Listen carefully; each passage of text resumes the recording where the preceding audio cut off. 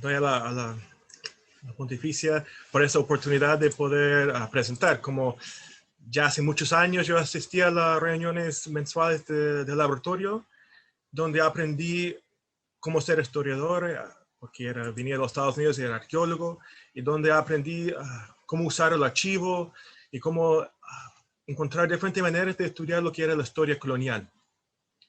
Y quiero relatar un poco dónde fui después de ese tiempo en el laboratorio. Empezando, yo recuerdo ya hace unos 4 años, había postulado por un proyecto postdoc y salió negativo. Entonces estaba bastante triste por un par de horas, hasta que me llamó una profesora de la Católica de Valparaíso, que justamente era parte del laboratorio, y me dijo que, oye, hay un científico que quiere estudiar terremotos y que están buscando un historiador. Y están buscando un historiador que conoce el archivo para hacer un postdoc allá en la Católica de Valparaíso. Entonces pregunté, pero ¿por qué no llaman a los profesores que ya son los que estudian terremotos? Porque en Chile tenemos excelentes historiadores que estudian terremotos. Y ahí me explicaron que no necesitaban un diferente tipo de historiador. Entonces ahí, ya hace unos 4 años, fui a la Universidad Católica de Valparaíso para estudiar terremotos y tsunamis. Y al llegar ahí me mandaron a estudiar. Me mandaron a tomar un diplomado en tsunamis, donde yo era un alumno más con unos 20 militares de las Fuerzas Navales de Chile y unos políticos de otros países de Sudamérica que estaban allá para aprender sobre la ciencia atrás de los terremotos y tsunamis, porque ellos tenían que tomar decisiones importantes al momento de un terremoto o un tsunami. Mientras que yo y un par de otros alumnos estaban allá para aprender toda la ciencia para poder estudiarlos. Entonces, en ese tiempo, yo había estado estudiando lo que era la ciudad de Concepción. Y estaba terminando un proyecto donde yo había analizado quién vivía en cada solar dentro de la ciudad. Entonces, había armado un rompecabezas y yo sabía dónde estaba cada persona durante el siglo XVII, principio XVIII, y podía decir dónde estaban las tiendas, las iglesias, los conventos, las personas importantes, cómo estaban sus casas. Y para mí ese era un buen proyecto, pero no tenía mucho uso, se puede decir, fuera del ámbito de historia. Y ahí lo que vamos a ver ahora es algunos ejemplos de cómo nosotros como historiadores podemos conectarnos a lo que hace la ciencia. Porque justamente la ciencia de la Tierra más importante, o la ciencia de lo que es el tiempo, requiere datos históricos para poder analizar el presente. Entonces, vamos a ver algunos ejemplos. Por ejemplo, en Chile hubo 2 terremotos en el siglo XVI que cambiaron lo que era el sur de Chile. El primero era en 1570, que destruyó la ciudad de Concepción. La segunda estaba en 1575, que destruyó Valdivia, Imperial, Chiloé, Angol, Azor, todo lo que era el sur. Y uno cuando va a las crónicas, muchas veces se ven que están juntas. Se intermezclan, perdieron la diferenciación de los 2 eventos. Entonces hay una gran confusión de esos lugares. Entonces uno estaba mirando lo que era un convento franciscano que estaba en Concepción, y encontré 2 crónicas que estaban básicamente desconocidas por los científicos y también por los historiadores, que estaban siendo publicados por los franciscanos de Santiago, donde un franciscano relató que la iglesia que ellos tenían en Concepción estaba en un cerro, después se fue a la ciudad y que se había destruido un terremoto y lo había cambiado a un lugar en el centro de la ciudad, que es un lugar que todos conocemos, por donde estaba el convento de San Francisco dentro de la ciudad de Concepción. Pero después había otra crónica que relató que otro gran terremoto había hecho un tsunami, que había llegado la agua a varios metros de profundidad en ese lugar específico, y que hubo un milagro que no se mojó lo que era la cosa que estaba encima del altar. Los científicos habían leído ese documento, pero no le habían dado importancia. Pero al mirar el documento me di cuenta que el terremoto que ellos estaban hablando en esa segunda crónica era el terremoto de 1575 de Valdivia. Y que todas las publicaciones científicas sobre ese terremoto, que son muchos, lo habían dicho que no hubo tsunami en Concepción. Y ellos habían dicho que no hubo tsunami en Concepción porque no tenían evidencia y porque el terremoto de 1960 no hubo tsunami en Concepción, o lo que era Penco. Entonces, como científicos hacen comparaciones con el presente, con el pasado, ellos habían hecho ese análisis. Pero ahora con el documento, yo me sé, mira, ese punto donde está el estrella rojo, llegó al tsunami y llegó a 2 metros de profundidad. Entonces no era un pequeño ola que llegó a la playa, nomás como ellos habían postulado, habían pensado, sino que era un tsunami de tamaño mediano que afectó lo que era la mayoría de la ciudad de Concepción. Entonces, con esta información, los científicos tuvieron que ir a sus modelos, tuvieron que generar un nuevo tsunami, poner 2 metros de profundidad en el punto que yo había encontrado y cambiar todo su pensamiento sobre el terremoto del pasado, para mostrar que el terremoto de 1575 era más grande que lo que de 1960, que es lo más grande que hasta el momento conocemos en el mundo. Entonces, era un ejemplo de cómo saber que el convento de San Francisco había cambiado de ubicación entre un terremoto y otro. Pudo comprobar que la descripción que estaban dando no era del primer terremoto, sino del segundo, que permitió cambiar un análisis erróneo de los científicos sobre un terremoto histórico. El segundo ejemplo, dentro del terremoto de 1657 en Concepción, había una señora María Gatica. Ella sale en todas las crónicas muriendo. Por ejemplo, la de Pedro de Cuervo de Figueroa menciona que se cayó una pared encima de ella. Porque no murieron tantas personas en la ciudad, pero ella era una persona de la élite regional y el hecho que murió aplastado por una pared era tan importante que lo pusieron en todas las crónicas. Pero nadie sabía dónde vivía, nadie sabía quién era, porque obviamente la crónica no incluía esta información. Entonces, sí, ya, voy a mirar lo que tengo del Archivo Nacional sobre ella. Y justo había 4 tomos de la audiencia que hablaba sobre ella y su casa. Porque hizo el error de donar su casa en vida a su hermano y después quiso arrepentirse de eso, entonces generó casi 30 años de pleitos con su hermano y sobrinos sobre de quién era el dueño de la casa que era de ella. Y adentro de estos pleitos, en el último tomo, hay una frase que dice, ella murió en el terremoto porque se cayó la pared encima de ella. Entonces, dentro de esta investigación de ella en su casa, se pudo ubicar dónde estaba esa casa. Y ahí es donde empezó a ver la importancia de mis investigaciones previas sobre Concepción. Porque si yo podía identificar una casa que fue alcanzada por el terremoto y por el tsunami, yo podía encontrar otras casas. Entonces, por ese mismo terremoto de 1657, encontré 38 edificios que mencionan específicamente el terremoto o el tsunami. Esos son dentro de los pleitos judiciales, dentro de las crónicas, dentro de las cartas. Y de esos 38 edificios, 31 fueron alcanzados por el tsunami y 7 solamente fueron dañados o destruidos por el terremoto. Y esto permitió generar otro mapa de tsunami para poder mostrar hasta dónde llegó el tsunami. Y algunos de esos puntos tenemos profundidades del agua. Por ejemplo, en el convento de San Agustín, que está aquí cerca de la playa, hacen una referencia de que tiraron un barco encima del techo del convento durante la primera ola del tsunami. Y después del segundo ola del tsunami, se sacó el barco y lo tiró en un lugar donde se formó una laguna.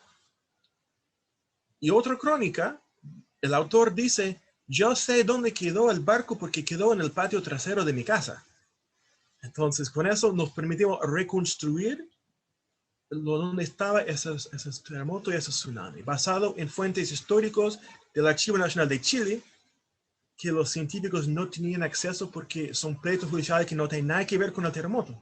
Tienen que ver con pleitos entre familias, entre vecinos, donde mencionan como dato aislado el terremoto y tsunami. Otro ejemplo que vimos son las salinas en Colchagua, donde están hoy en día cerca de Pichilemu. Porque una de las cosas científicas que aprendí de los terremotos y tsunamis que yo no tenía idea, y que cuando se genera un gran terremoto en la costa, hay una parte donde se levanta y otra parte donde se baja. Y estos levantamientos fueron primeramente reconocidos en el siglo XIX, por el terremoto de 1822 de Valparaíso y después de 1835 en Concepción. Pero obviamente esos cambios físicos en la Tierra ocurrieron por todos los grandes terremotos. Solamente que por no saber la ciencia, las personas que fueron involucradas no tenían idea de lo que estaba ocurriendo, lo cual a veces generaba pleitos judiciales por el desconocimiento de lo que estaba ocurriendo. Y eso es justamente lo que encontramos en algunos pleitos cuanto a las salinas en Colchagua. Aquí es una foto de Google Maps de Bucalemo, donde está en la costa. Y hoy día encontramos que están haciendo salinas todavía en esta laguna grande. Y aquí tenemos un valle seco y una laguna de agua dulce. En el siglo XVIII hubo un pleito sobre un lugar aquí, porque había una salina ahí. Y otra salina aquí. Aquí generaron una mapa. Y después va a ver, había otra salina aquí. También tenía una mapa. Pues lo que ocurrió aquí es que en el terremoto de 1730, todas las salinas de este lugar quedaron en seco. No llegó el agua más a estos valles. ¿Se ven cómo están hoy en día? Todo seco. Y pasó así por 20 años donde no llegó el agua para que la gente pudiera hacer salinas. Y después en 1751, había otro terremoto grande, otro tsunami, y después que salió toda la agua, quedó 1,5 metros de agua encima de esos valles. Entonces los vecinos felices volvieron a hacer sus salinas. Y obviamente hubo pleitos sobre quién era el dueño de cada salina, porque la gente empezaron a armar salinas en los lagunas de agua dulce, que ahora ya eran saladas, en las playas que antes eran potreros, y había mucha gente armando salinas. Y ahí salieron los pleitos y dicen, no es nuestra culpa que después del terremoto hubo 1,5 metros de agua todavía ahí y todavía queda esta agua. Pero esa información sobre el hecho de que había nueva agua en estos sectores es justo lo que necesitaban los científicos para poder analizar esos terremotos, el cual era un dato que no tenían antes. Y ahora con esta información ellos pueden diferenciar cómo era el terremoto de 1730 con el terremoto de 1751 porque son datos científicos que necesitaban. Otro ejemplo, estaba en Concepción y cuando hicieron el traslado de la ciudad en 1751, entrevistaron varios de los vecinos más importantes de la ciudad y cada vecino dijo, han habido 3 tsunamis en los últimos 20 años, no puede ser, no vamos a quedarnos aquí, tenemos que movernos. Y el hecho de que había 3 tsunamis, cuando la historiografía nos dice que había 2, 1730 y 1751, generó problemas. Algunos científicos pensaron, quizás están hablando de un gran terremoto que pasó en Callao y que ese tsunami había alcanzado Concepción. Lo cual sería raro porque no alcanzó Valdivia ni La Serena, pero dentro de la documentación que encontramos por Concepción, encontré un documento raro que no estaba mal indexado sobre el Hospital Simón de Dios, del fecha de 24 de mayo de 1733, donde los frailes dicen, por favor, nos permite cambiar la ubicación de nuestro convento, que está pegado con la playa, porque en la noche de 24 de mayo de 1733 había unas olas que llegaron y inundaron todo el hospital sin un terremoto y sin una tormenta. Y ellos explican que estas olas, esta inundación era mucho más grande que lo que ellos llaman las aguas vivas, que son las mareas más altas del año, y que ellos no entendían lo que estaba pasando, pero había generado un terror de un tsunami porque había inundado la parte baja de la ciudad. Entonces, mirando lo que dentro de lo que es la ciencia, encontramos que eso es lo que se llama un tsunami huérfano. O sea, el primer tsunami huérfano que tenemos como ejemplo en lo que es la historiografía, que es un tsunami que se generó en otra parte del mundo con un terremoto en esos lugares. Por ejemplo, en 2011, Dichato sufrió un tsunami que llegó de Japón, otro tsunami huérfano. Y aquí, dentro de la historiografía, tenemos esa, que suponemos en este momento que es un tsunami de Nueva Zelanda, que había llegado aquí a costa de Chile. Otro ejemplo, más raro, es que los científicos hoy en día están estudiando lo que es el Golfo de Arauco, porque cada vez que hay un gran terremoto en el Golfo de Arauco, se levanta una parte y se baja otra parte, y son cambios notorios en elevación, donde se secan ríos y donde aparecen nuevos canales. Y dentro de la historiografía encontramos en la crónica de Diego Rosales, en un nuevo sumario que se publicó el año pasado, una parte donde dice que después del Parlamento de Quillín, el gobernador mandó al maestro de campo Villanueva a ir al Levo y cambiar el fuerte de su ubicación en el interior hasta la playa, porque había hecho un terremoto que había hecho que las fragatas no podían subir al río para reabastecer el fuerte. Entonces uno iba a la crónica principal, la más grande, y se encuentra, sí, que había un terremoto que había derribado algunas piedras dentro del río, pero que también había hecho muchos bancos de arena dentro del río. En el terremoto de 1960, lo mismo ocurrió en el río de Levo. Se cayó algunas piedras, pero se subió la tierra y se hizo que el río no era navegable. Entonces ahí tenemos el mismo ejemplo en la historiografía por un terremoto que no está dentro de la lista de terremotos que estudian en Chile, porque es el único ejemplo, la única referencia que tenemos de ese terremoto. Pero lo que sí es claro es que el fuerte, que está ubicado varios kilómetros río adentro, tuvo que cambiarse a la costa. Y es uno de los terremotos que estamos estudiando ahora para comprobar qué ocurrió en este lugar.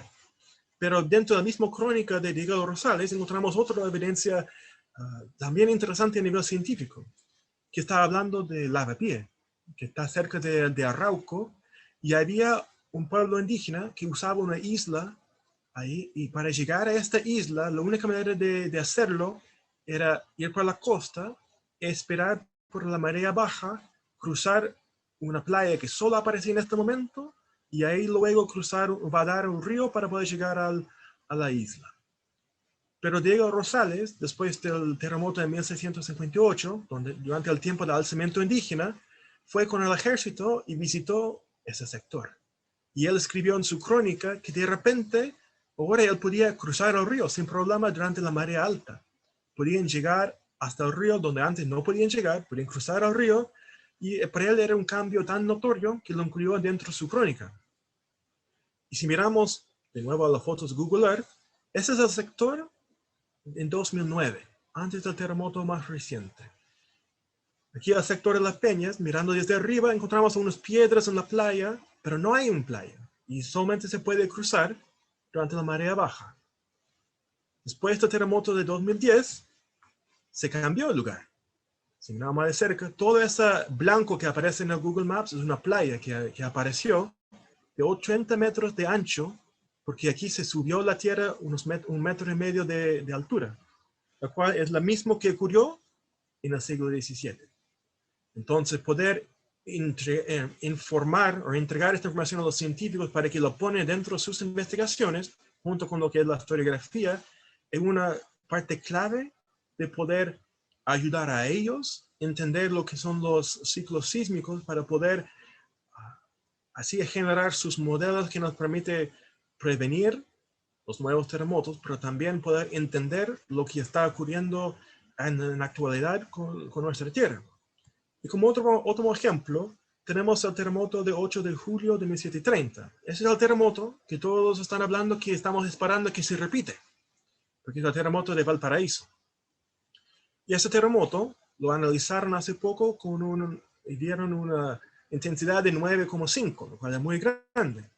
Pero cuando estaba haciendo mi investigación del tsunami de este terremoto, me di cuenta que una crónica decía que no se había hecho daño en Concepción al terremoto. Entonces volví a las fuentes que yo tenía de cada casa que fue dañado por el tsunami o terremoto, y me di cuenta que sí, había casas que hacían referencia al terremoto, pero ninguno había sido dañado, lo cual cambiaba lo que era la destrucción de ese terremoto y su intensidad, y por hacerlo más chico que lo estaban pensando los científicos. Lo cual muestra última parte del proyecto, donde ahora sacamos referencias de terremotos de diferentes lugares de Chile y Argentina, y a veces hasta el norte, hasta Perú, y analizamos el nivel de destrucción que se informa de ese lugar. Y con este nivel de destrucción entregamos una intensidad aproximada basado en la destrucción que ellos dicen, el tipo de edificio, el tipo de daño. Y junto con eso podemos analizar dónde estaban los puntos más intensos del terremoto para poder generar unos círculos de intensidad que es lo mismo que hacen hoy en día con los terremotos. Y con ese análisis se puede comparar los terremotos recientes con esos terremotos del pasado. Pero también aquí tenemos el problema que muchos de los registros que nosotros tenemos dicen se cayó toda la casa de la región. Y para un científico eso no sirve, porque ellos quieren qué lugares específicos. Entonces ahí buscamos hacienda por hacienda información sobre los terremotos. Entonces obviamente lo que ha mostrado hoy día no es el trabajo que generalmente hacemos como historiadores, porque los trabajos, supongamos, de Alfredo Palacios o Mauricio Oneto, son lo que normalmente hacemos como cuando estudiamos un terremoto o un desastre. Pero también es necesario que nosotros aportamos en ese tipo de estudios también de los científicos, con los científicos, porque ellos son los que analizan los fenómenos del pasado con el presente, y nosotros como historiadores tenemos acceso a mucha información que ellos no tienen. Y si nosotros presentamos la información que nosotros encontramos de la manera que ellos lo pueden usar, podemos formar estas alianzas que nos permite ser aliados con ellos en ese trabajo, tanto de la publicación de información científica, pero también haciendo conexiones históricas con lo que está ocurriendo en la Tierra. Aquí lo tomo de lo que pasó por 1751, se ve las diferencias en los mapas, pero también uno como historiador se siente bien cuando le manden esas fotos, para terminar. Es una foto, no sé quién es la persona que está presentando, se llama Javiera, pero está defendiendo su tesis de magíster. Y algunos colegas me mandaron fotos y dicen, oye, mira, está usando sus datos en su defensa de tesis porque sirvió por alguien que está estudiando geología. Entonces, nosotros como historiadores sí podemos aportar para el estudio de la ciencia. Nosotros sí podemos hacer que nuestras propias investigaciones sirvan para algo mucho más allá de lo que es la mera historia, aunque obviamente la parte histórica es importante. Entonces eso es lo que quise mostrarles hoy día, porque no hay desaparecido de la historia, sino que estoy en esa parte también. Entonces muchas gracias por su tiempo y les cedo el tiempo.